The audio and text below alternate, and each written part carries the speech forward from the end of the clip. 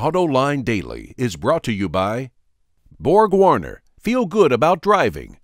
Bridgestone, your journey, our passion.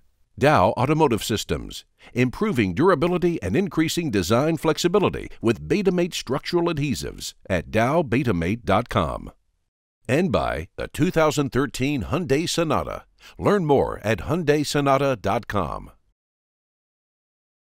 Hello and welcome to a brand new week of AutoLine Daily, and here are some of the latest developments in the global automotive industry. Nissan is all in when it comes to electric cars, and now it's going to start making the Leaf in China. Production will start at only 10,000 cars a year and ramp up to 50,000 units if sales go up that much. Nissan doesn't really need more capacity to make Leafs, not with plants in Japan, the US, and the UK. But unless EVs are made in China, they do not qualify for generous government subsidies and get slapped with hefty import tariffs. And that's exactly why Toyota is creating a brand new brand in China called RANS that will build low-cost and alternative fueled vehicles. RANS is a joint venture between Toyota and First Auto Works, or FAW. RANS's first model will be a pure electric that will make its debut at next month's Shanghai Auto Show. Toyota also has a joint venture with GAC that's expected to release its China-only brand at the Shanghai show as well. Hey, what the heck ever happened with cellulosic ethanol? You know, instead of making it out of corn or sugar, what happened to all those plans to make it out of non-food crops or even garbage? Right now it costs about 90 cents a liter to make cellulosic ethanol. That's about 40% higher than corn ethanol. But a study by Bloomberg says the price is coming down and that cellulosic ethanol will cost the same as corn ethanol by 2016. The Renewable Fuel Standard is a law in the US that mandates the use of 36 billion gallons of biofuel a year by 2022, and that includes 16 billion gallons of cellulosic ethanol. We've been following the UAW's attempt to organize Nissan's plant in Mississippi, but it looks like Volkswagen's Tennessee plant could be the first transplant with union representation. The Detroit News reports that VW management is considering creating a works council for its Tennessee employees that could possibly work in tandem with the UAW. Employees would elect representatives to a council, which then works with the union to negotiate wages and other issues.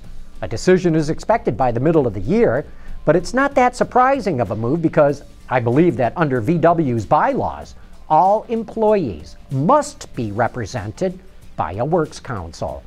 And speaking of that Volkswagen Tennessee plant, the company has started apprentice training there.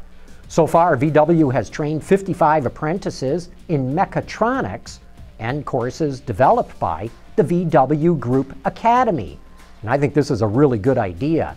As I've mentioned before, VW has around 550,000 employees worldwide.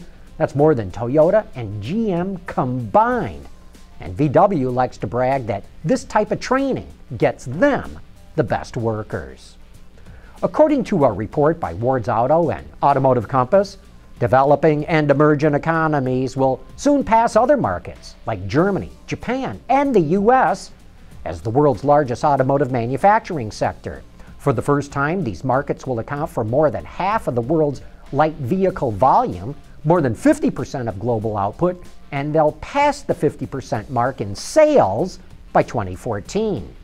Generally, an emerging market is defined as a country that's ramping up its industrial output, growing its service sector, and improving its technological infrastructure, just like China and India are doing. Hey, did you know there's a global race going on amongst car companies to lock up the supply chain for carbon fiber? That is coming up next. Dow Automotive Systems, driving solutions in automotive, commercial transportation, and aftermarket with innovative products like Betamate structural adhesives. Lighter, stronger, safer. DowBetamate.com.